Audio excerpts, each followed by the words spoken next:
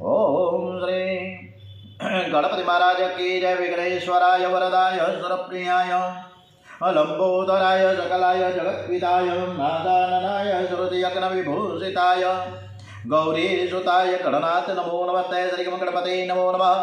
श्री हनुमान जी महाराज की जय। ओम श्री रामचंद्र भगवान की जय।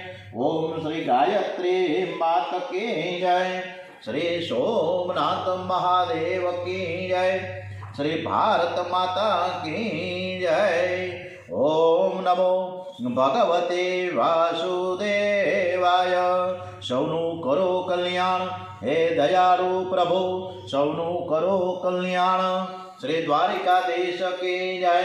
रणछोड़राय जी महाराज की जय। श्री डोंगरे जी महाराज की जय। श्री सुखदेव जी महाराज की जय। ओम नमो भगवते वासुदेवाय। श्री भागवत भगवान जी महाराज की जय। ओम વરાહ નારાયણ અને હિરણાક્ષ વચ્ચે જે યુદ્ધ થયું, હિરણાક્ષને માર્યો. હવે આ કથા બહુ ટૂંકમાં કહી મૈત્રીજીએ. ત્યારે વિદુરજીએ મૈત્રીજીને કહ્યું કે ભાઈ આવું તો ન ચાલે ને મુનિ, મને થોડુંક વિસ્તારથી કહો આ કથા, મારે આ કથા સાંભળવાની બહુ જ ઈચ્છા છે. ત્યારે મૈત્રીજી વિદુરજીને કહે છે કે તપસ્વી કશ્યપ ઋષિ એકવાર સાયંકાળે અગ્નિમાં હોમ કરવાની તૈયારી કરે છે અને એ સમયે ઋષિ પત્ની દીતિ શણગાર સજીને આવ્યા. એવો પતિને કહે છે કે આ કામ મને ત્રાસ આપે છે, મારી કામ સુખની ઈચ્છા પરિપૂર્ણ કરો. દીતિ કામાતુર બન્યા છે. કશ્યપ ઋષિ દીતિને કહે છે કે દેવી આ તમે શું બોલો છો? આ સાયંકાળનો સમય છે, આ સમય કામાધીન થવું ઠીક નથી. પ્રભુના નામનો દીવો કરો, પ્રેમથી પરમાત્માનું કીર્તન કરતા કરતા ભગવાનને કહેજો કે મારી અંદર અજવાળું કાયમ રહે. પરમાત્મા પ્રકાશમય છે, પ્રભુને દીવાની જરૂર નથી. દીવાની જરૂર તો માનવને છે, તેના હૈયામાં અંધારું છે, ત્યાં પ્રકાશ કરવાનો છે. સાયંકાળે આ સમયથી પ્રભુનું કીર્તન કરવાનું છે. પણ ડોંગરેજી મહારાજ કે સાયંકાળે ફરવા બહાર ન જવું, સૂર્ય અસ્તમાં જાય ત્યારે ઘરમાં રહેવું. કેટલાક લોકોને કૂટે હોય છે કે સૂર્યાસ્ત થાય ત્યારે ઘરને તાળું મારીને બહાર ભટકવા જાય. આમ ન કરાય. અંતકાળે તો સાયંકાળે તો સાવધાન થઈને ભક્તિ કરવી જોઈએ. મનને પવિત્ર રાખવા માટે તો લગ્ન છે. ગૃહસ્થાશ્રમ કામનો વિનાશ કરવા માટે છે. ગૃહસ્થાશ્રમમાં પતિ પત્ની સંયમ રાખે તો સતપુત્રનો જન્મ થાય છે. કશ્યપ ઋષિ દીતિને સમજાવે કે આ સમય પવિત્ર નથી. અંત સૂર્યકાળને પ્રદોષ કાળ કહે છે. આ સમયે તમારા પેટમાં ગર્ભ રહેશે તો કોઈ રાક્ષસ આવશે. સાયંકાળે ભગવાન શંકરની પૂજા થાય છે. સાયંકાળે સ્ત્રી સંગ કરવાથી શંકરનું અપમાન થાય, તેથી અનર્થ થાય. સાયંકાળે દેવ ઋષિઓ શિવજીની પૂજા કરે છે. બ્રહ્માદી દેવો પણ શિવજીની મર્યાદાનો ભંગ કરતા નથી. અને આ સમયે શિવજી તમને જુએ તો આપણને સજા કરે. આ સમયે ભગવાન શિવજી શ્રી અંગમાં ભસ્મ ધારણ કરીને સંસારમાં ભ્રમણ કરે છે. તું ધીરજ રાખ, ભસ્માંતમ શરીરમાં શરીર છે એ ભસ્મ જેવું છે. કશ્યપ ઋષિ દીતિને સમજાવતા કહે છે ગૃહસ્થાશ્રમ વિલાસ માટે નથી, વૈરાગ્ય માટે છે. આવું ઘણું ઘણું કશ્યપ દીતિને સમજાવે છે, છતાં દીતિ માનતા નથી. દીતિ કામાંધ મોહાંધ થયા. એમણે બહુ દુરાગ્રહ કર્યો ત્યારે કશ્યપ ઋષિ દીતિના દુરાગ્રહની સાથે સંમત થયા. દીતિ સગર્ભા થયા. સગર્ભા દીતિને પાછળથી બહુ પસ્તાવો થયો છે. મેં મોટી ભૂલ કરીને ઋષિ કહેતા હતા પણ મેં માન્યું નહીં. દીતિ ભગવાન શિવજીની પૂજા કરે છે, પતિદેવની સેવા કરે છે. કશ્યપ ઋષિ દીતિને કહે છે કે દેવી સમય સારો ન હતો, મારું મન પણ અશાંત હતું, તે દુરાગ્રહ કર્યો. મને દેખાય છે કે તારા પેટમાં બે રાક્ષસ છે, એ જગતને રડાવશે, બહુ ત્રાસ આપશે. પતિ પત્ની સંયમ ન રાખે તો પાપી પુત્ર ઉત્પન્ન થાય છે. દરેક પક્ષની એક બીજ. ડોંગરેજી મહારાજ આપણને હમણાં જ આપણે શુદ્ધ બીજ કહીને આજે છઠ છે. આજે તારીખ છે 26મી નવેમ્બર, માક્ષર સુદ છઠ અને બુધવારનો દિવસ છે. હમણાં તો લગ્નગાળો પણ જોરદાર ચાલે છે. કોઈ નવરાજ નથી, ક્યાંક ને ક્યાંક કંકોત્રી આવી જ જાય. દરેક પક્ષની બીજ, પાંચમ, આઠમ, એકાદશી, ચૌદશ, પૂર્ણિમા અને અમાવસ્યા તેમજ પર્વના દિવસોએ અવશ્ય બ્રહ્મચર્ય પાળવું જોઈએ. લોકો પવિત્ર, આમાં બંને એકાદશી પણ આવી ગઈ, એટલે બધું બબે થયું. 2 બીજ છે, 2 પાંચમ, 2 આઠમ, 2 એકાદશી, 2 ચૌદશ, પછી પૂર્ણિમા અને પછી અમાવસ્યા. અને જુદા જુદા આપણા પર્વના દિવસો આવતા હોય ત્યારે બ્રહ્મચર્ય પાળવાની શિખામણ ડોંગરેજી મહારાજે આપી. લોકો પવિત્ર દિવસોનો વિચાર કરતા નથી ને કામાંત થાય છે, તેથી પાપી પ્રજા ઉત્પન્ન થાય છે. લોકો કહે છે કે કાળ બગડ્યો છે, એટલે પાપી પ્રજા ઉત્પન્ન થાય. કાળ તો થોડો બગડ્યો છે, પણ વિશેષ તો માણસનું કાળજું બગડ્યું છે. દીતિ કશ્યપ ઋષિની વાત સાંભળીને ગભરાઈ ગયા, પરસ્યો વળી ગયો. ત્યારે કશ્યપ ઋષિએ આગળ કહ્યું કે તારા પેટમાં રહેલા 2 રાક્ષસો જગતને બહુ ત્રાસ આપશે, પરંતુ પરમાત્મા પ્રગટ થશે ને તારા બાળકોને મારશે. દીતિ કહે મારા બાળકોને ભગવાન મારશે એટલે અંતકાળમાં તેમને ભગવાનના દર્શન તો થાય ને? કશ્યપ ઋષિ કહે હા, દર્શન જરૂર થશે. દીતિએ કશ્યપ ઋષિની ઘણી સેવા કરી છે. એક દિવસ કશ્યપ ઋષિ બહુ પ્રસન્ન થયા. દીતિને કહે દેવી તારા 2 બાળકો તો રાક્ષસ થશે, પણ હું તને આશીર્વાદ આપું છું કે તારા પુત્રનો પુત્ર, તારો પૌત્ર ભગવત ભક્ત વૈષ્ણવ થશે. કશ્યપ ઋષિએ દીતિને વરદાન આપ્યું છે. અને પૌત્ર એટલે કોણ? પ્રહલાદજી મહારાજ. વ્યસન જેવું કોઈ પાપ નથી, અને જે વ્યસન ઉપર વિજય મેળવી શકે તે ભક્તિ કરી શકે. આજકાલ લોકો ફેશન અને વ્યસન પાછળ સમય અને સંપત્તિને મહાવ્યય કરે છે. વ્યસનમાં પાગલ થયેલો મનુષ્ય ભગવાનની સેવા કરી શકતો નથી. જેને ઈશ્વરનું આરાધન કરવું છે તેના લૌકિક વ્યસન રાખવું જોઈએ નહીં. કૃષ્ણ ભક્તિ સિવાય બીજું કોઈ વ્યસન ન હોવું એ જરૂરી છે. વિદ્યા વસનમ તથા હરિ યાદ સેવનમ વ્યસનમ. દીતિને ગર્ભ રહ્યો છે. પુત્રો દેવોને દુઃખ આપશે એટલે દીતિએ 100 વર્ષ સુધી 100 ગર્ભ ધારણ કરી રાખ્યો.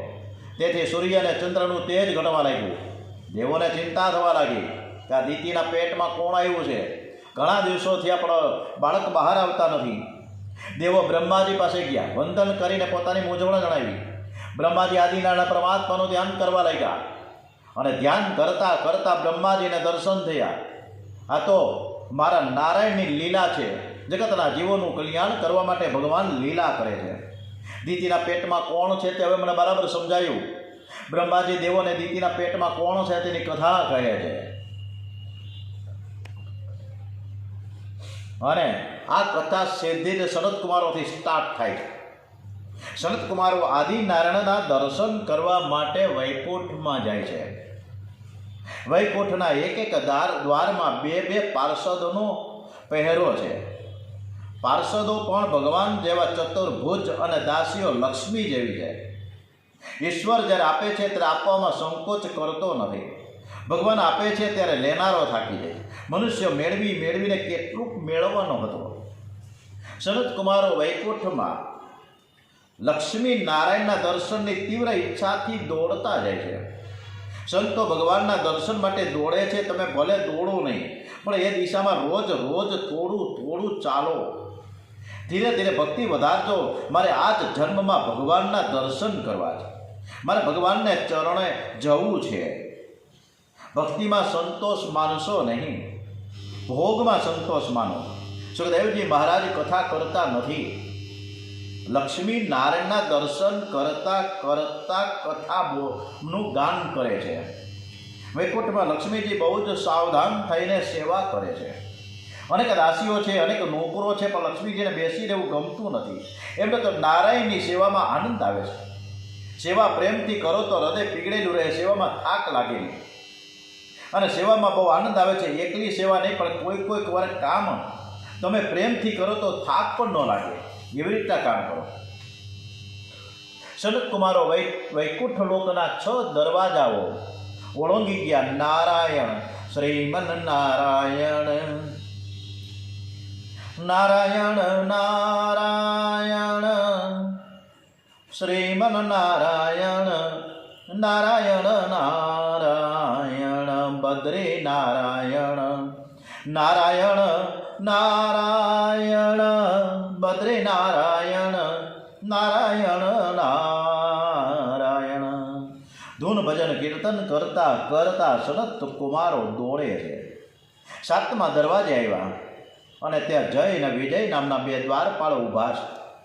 સનત કુમારો ભગવાનના મહેલમાં જેવા પ્રવેશ કરવા જાય કે ત્યાં દ્વારપાળો તેમને અટકાવે છે. સનત કુમારોએ કહ્યું કે માતા લક્ષ્મી અને પિતા નારાયણને મળવા જઈએ છીએ. જય અને વિજય એમને રોકે છે કે ભાઈ અમારા ભગવાને ના પાડી છે, એ આરામમાં છે. અમે ભગવાનને સંદેશો આપીએ કે તમે આવ્યા છો પછી તમે અંદર જાઓ. આમ જય વિજય સનત કુમારનું અપમાન કરતા નથી. એ તો એટલું જ કહે છે ને કે ભગવાનનો હુકમ થાય તો અમે તમને અંદર જવા દઈએ, ત્યાં સુધી તમે થોડી વાર અહીંયા ઊભા રહો. હુકમ વગર અમે કોઈને પ્રવેશ આપી શકતા નથી.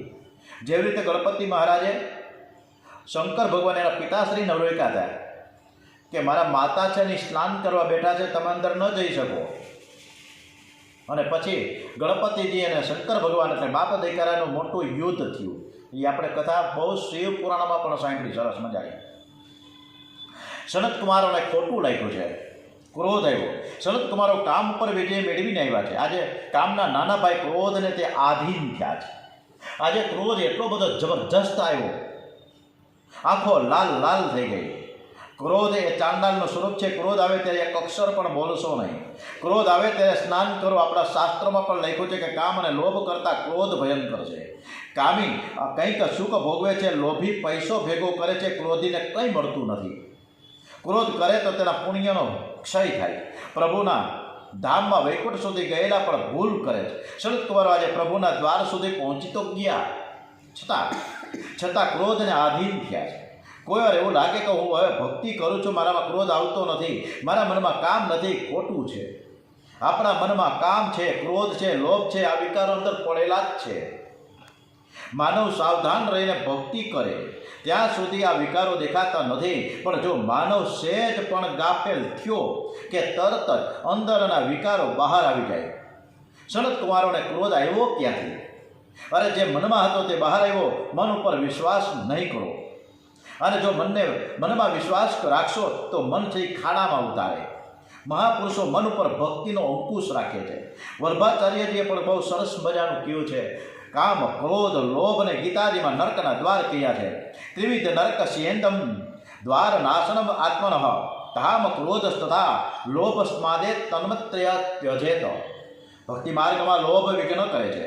માણસ ભગવાનને માટે અગર દાન માટે હલકામાં હલકી ચીજ વસ્તુનો ઉપયોગ કરે છે. બાબાનો સૂટ પહેરાવો હોય, છોકરાનો સૂટ પહેરાવો હોય તો 1000-2000 રૂપિયા બ્રાન્ડેડ સૂટ લઈ આવે, હે મસ્ત મજાનો. અને ઠાકોરજીના વાઘા પહેરાવા હોય વાઘાજી, હે ઠાકોરજીના વાઘા માટે આપણે હવેલીમાં જઈ, મોટી હવેલીની આસપાસ ઘણી બધી દુકાનો છે, તો ત્યાં જઈને તો 25 રૂપિયાનો વાઘો લઈ આવીએ, 50 રૂપિયાનો, એમાંય બાર્ગેનિંગ થાય.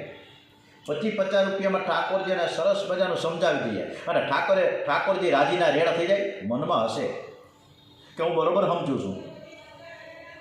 તમારે પાસ્તા અને પીઝા કરવું છે, હોટલોમાં જવું છે ને 4-4 હજાર રૂપિયાના બિલ ચૂકવવા છે, અને મારા માટે 50 રૂપિયાનો વાઘો. એટલે ભગવાને ખીજાય કે ન ખીજાય? હા કે ના? ભગવાનને સારામાં સારી વસ્તુ અર્પણ કરીએ. હા પ્રીતિબેન ભીડા, બરાબર ને? સનત કુમારોને ક્રોધ આવ્યો છે અને તેથી તેનું પતન થયું. એવો પ્રભુના દ્વારે જઈને પાછા તો આવ્યા. સનત કુમાર ક્રોધમાં જય વિજયને શ્રાપ આપી દીધો. તમે સમજો છો શું? અમારી લાયકાત ન હોય તો આટલા બધા 6 દરવાજા ઓળંગીને થોડા આવીએ? તમે અમારું અપમાન કરો છો. અભિમાન બહુ ખરાબ છે. અભિમાનમાં માણસ ગમે ત્યાં પહોંચી ગયો પછી હેઠો ક્યાં પડી જાય ખબર ના પડે. વૈકુંઠમાં તો ભગવાન વિષમતા કરતા નથી, તો પછી તમે આવી વિષમતા કેમ કરો છો? વિષમતા તો રાક્ષસો કરે ને તમે રાક્ષસ થઈ જાઓ. તમારો 3 વખત દૈત્ય કુળમાં જન્મ થશે. ભગવાન વિચાર કર્યું કે મારે દ્વારે આવીને પાપ કર્યું એટલે હવે તે ઘરમાં આવવાને લાયક નથી. એટલે લાવ હું જ બહાર જઈને એને દર્શન આપું, અંદર એને પ્રવેશ ન મળે. સનત કુમારે ક્રોધ ઉપર હજુ વિજય મેળવો નથી, તેથી તેમને અંદર પ્રવેશ ન મળ્યો. પછી તો ભગવાને જય વિજયને પણ સાંત્વના આપી છે કે તમારા 3 અવતારો થશે, પણ તમારો ઉદ્ધાર કરવા માટે હું 1 નહીં, 2 નહીં, 3 નહીં, પણ 4 અવતારો ધારણ કરીશ. આમ કરીને આ જય ને વિજય દીતિના ગર્ભમાં આવ્યા છે. પવિત્ર સમયે દીતિએ 2 બાળકોને જન્મ આપ્યો. એકનું નામ છે હિરણાક્ષ, બીજાનું નામ છે હિરણ્યકશિપુ. હિરણાક્ષ અને હિરણ્યકશિપુ તો રાક્ષસી બાળકો. એને વધતા કેટલીક વાર લાગે, રોજ 4 હાથ વધે છે.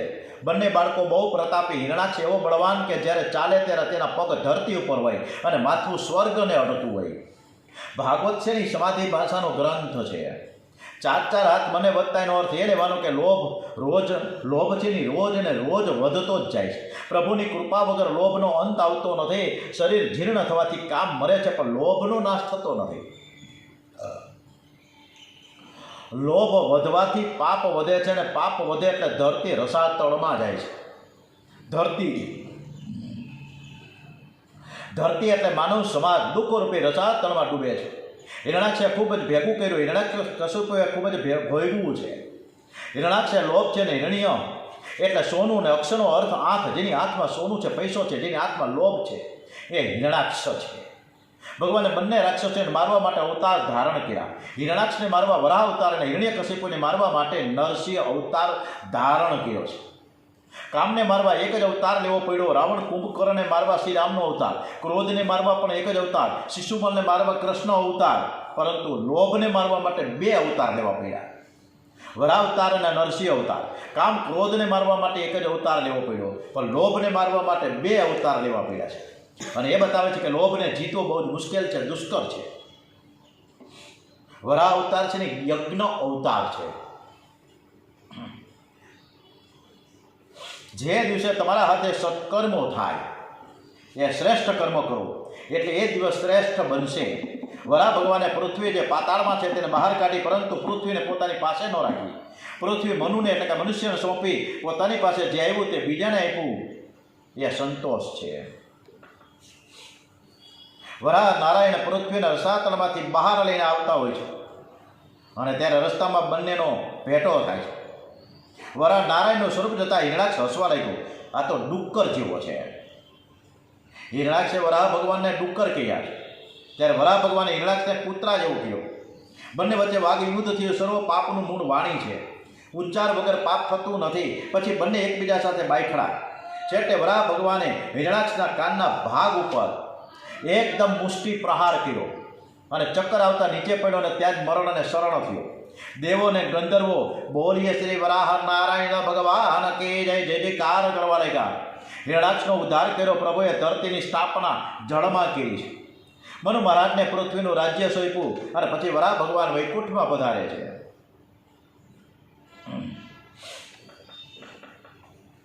હિરણાક્ષ મર્યા વગર પાપ મરતું નથી, અને પાપ મરે તો જ બુદ્ધિમાં બ્રહ્મ વિદ્યા ટકે છે. જ્યારે બુદ્ધિ નિષ્કામ બને, અને ત્યારે બ્રહ્મ જ્ઞાન બુદ્ધિમાં ટકે છે. મનુ અને શત્રુપાને ત્યાં 2 પુત્રો અને 3 કન્યાઓ છે. 2 પુત્રોના નામ છે પ્રિવ્રત અને ઉતાનપાદ. 3 કન્યાઓનું નામ છે આકૃતિ, દેવહૂતિ અને પ્રસૂતિ. આકૃતિનું લગ્ન રુચિ સાથે થયું, અને પ્રસૂતિનું લગ્ન દક્ષ પ્રજાપતિ સાથે થયું. દેવહૂતિનું લગ્ન કરદમ ઋષિ સાથે થયું, અને ત્યાં કપિલ ભગવાન પધાર્યા છે. કપિલ મહામુનિએ માતા દેવહૂતિને તત્વજ્ઞાનનો એક સુંદર ઉપદેશ આપ્યો. વિદુરજી પૂછે છે કે આ કપિલ નારાયણની કથા સાંભળવાની મારી ઈચ્છા છે. મૈત્રી ઋષિને કહે છે, કપિલ મહામુનિનું પ્રાગટ્ય કેવી રીતે થયું, એમણે પોતાની માતાને શું ઉપદેશ આપ્યો, આ બધું જ સાંભળવાની મારી ઈચ્છા છે. સુખદેવજી પરીક્ષિત રાજાને અને મૈત્રી ઋષિ વિદુરજીના કથા સંભળાવે છે. માનવનું જે જ્ઞાન છે ને એ અજ્ઞાનથી ઢંકાયેલું છે. અજ્ઞાન દૂર થાય કે અંદરથી જ્ઞાન સ્ફુરણ પામે છે. પથ્થરમાં મૂર્તિ હોય છે, પણ તે આપણને દેખાતી નથી, કારીગરને દેખાય છે. અને એની બુદ્ધિ સૂક્ષ્મ હોય છે. કારીગર પથ્થરમાંથી મૂર્તિ ઉત્પન્ન કરતો નથી, પણ મૂર્તિને ઢાંકનારો એ જે ભાગ છે ને યુક્તિથી કાઢે છે, અને એ પથ્થરમાંથી મૂર્તિ પ્રગટ થાય છે. કરદમ ઋષિએ અનેક વર્ષો સુધી પરમાત્માનું આરાધન કર્યું. શરીરમાં હાડકા જ બાકી રહ્યા છે. કરદમની તપશ્ચર્યા જોઈ ચતુર્ભુજ નારાયણ પ્રત્યક્ષ પ્રગટ થયા. કરદમ ઋષિ ભગવાનના દર્શન કરે છે. આજે મારી આંખ સફળ થઈ. કરદમ ઋષિના દુર્બળ શરીરને જોતા ભગવાનની આંખમાં આંસુ આવ્યા છે. ઠાકોરજીની આંખમાંથી પ્રેમાંસુ નીકળ્યા. તેનું થયું સરોવર, અને તેને વૈષ્ણવો બિંદુ સરોવર કહે છે. જે વૈષ્ણવે સિદ્ધપુરની જાત્રા કરી હોય એને ખબર છે કે સિદ્ધપુરમાં બિંદુ સરોવર છે. એમાં સ્નાન કરવું પડે છે. તમે ખૂબ ધ્યાન કરશો તો ભગવાન તમારા પર પ્રસન્ન થશે, દર્શન આપશે. ભગવાનનું ધ્યાન ન થાય તો વાંધો નહીં, પણ સાવચાત રહેજો કે તમારું મન સંસારના વિષયમાં સ્થિર ન થાય. આંખ રતનનું જતન કરજો. આંખની શક્તિ વેડફશો નહીં. સંસારનું સૌંદર્ય ક્ષણિક છે. આજકાલ લોકોમાં પૈસા વધી જાય તો વિવેક રહેતો નથી, અને પૈસા વધે એટલે લોકો ફરવા જાય અને કાશ્મીર જોવા જાય. અમારે પણ 2 મહિનાની 6/5/2026થી અમારું પણ પ્રયાણ છે, પ્રસ્થાન કાશ્મીર તરફ. અમે જવું સોનમર્ગ ને ગુલમર્ગ ને પહેલગામ ને દાલ સરોવર ને હાઉસબોટ ને કોણ જાણે કેટલા સ્થળ. પણ આપણે આ કાશ્મીરનો તો સરસ છે, એમાં ના નથી, પણ કાશ્મીરનું એ હિમાલયની પર્વતમાળાઓ આ બધું બનાવનાર કોણ? તો એ શ્યામ સુંદર, એ બધું કેવો સરસ મજાનો સુંદર હશે. એ નિત્ય સુંદર છે. અને પ્રભુએ કરદમ ઋષિને વરદાન માંગવા કહ્યું, અને કરદમ ઋષિએ પરમાત્માને કહ્યું કે પ્રભુ, તમારા દર્શન પછી હવે શું માંગવું? હું શું માંગુ? જે ભગવાનના દર્શન કર્યા પછી લૌકિક સુખની માંગણી કરે છે તે જીવ મૂર્ખ છે, અજ્ઞાની છે. પણ બ્રહ્માજી મને આજ્ઞા કરી છે, તેથી લગ્ન કરવાની મારી ઈચ્છા છે. મારે લગ્ન કરવું છે, પણ મનમાં એવી ભાવના છે કે ઘરમાં સત્સંગ મળે. હું સ્ત્રી સંગ માંગતો નથી, પણ સત્સંગ માંગુ છું. મને એવી સ્ત્રી આપો કે મને ભગવાન તરફ વાળે, પાપ કરતા અટકાવે. હું કામ પત્ની નહીં, પણ ધર્મ પત્ની માંગુ છું. ઘણાને આશ્ચર્ય થાય કે કરદમે વર્ષોની તપશ્ચર્યા પછી મુક્તિ કેમ ન માંગી. કરદમ ઋષિ એવું માનતા કે હજારો જન્મની કામ વાસનાઓ સૂક્ષ્મ રીતે એક સુષુપ્ત રીતે મનમાં હોય છે, અને તેને સંતોષી માનવી ઉપર જે 3 પ્રકારના ઋણ હોય છે એમાંથી મુક્ત થવું સારું, અને પછી મુક્તિની ઈચ્છા રાખવી. ભગવાને કહ્યું કે 2 દિવસ પછી મનુ મહારાજ તમારા ઘરે આવશે, અને પોતાનો પુત્રી છે ને, પોતાની પુત્રી દેવહૂતિ તમને આપશે. દેવહૂતિ ખૂબ જ સુંદર અને સુશીલ છે. તે કન્યા સાથે તમે લગ્ન કરો, અને તમારો ગૃહસ્થાશ્રમ જગતને આદર્શ સ્વરૂપ થશે. હું તમારે ત્યાં પુત્ર રૂપે પ્રકટ થઈશ. મારે જગતને ઉપદેશ કરવો છે. પ્રભુએ કરદમ ઋષિને વરદાન આપ્યું. ભગવાન અંતર ધ્યાન થયા છે.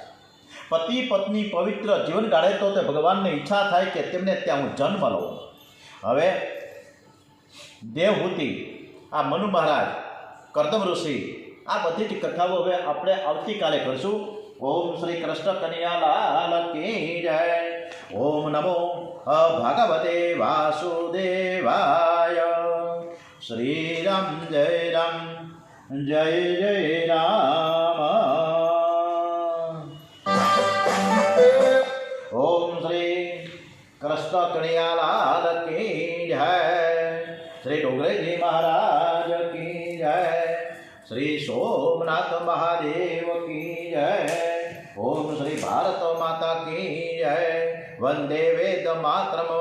શ્રી ભાગવત ભગવાનજી મહારાજ કી જય. ઓમ નમો ભગવતે વાસુદેવાય. ઓમ નમઃ પાર્વતી પતે. હર હર હર હર હર મહાદેવ. હર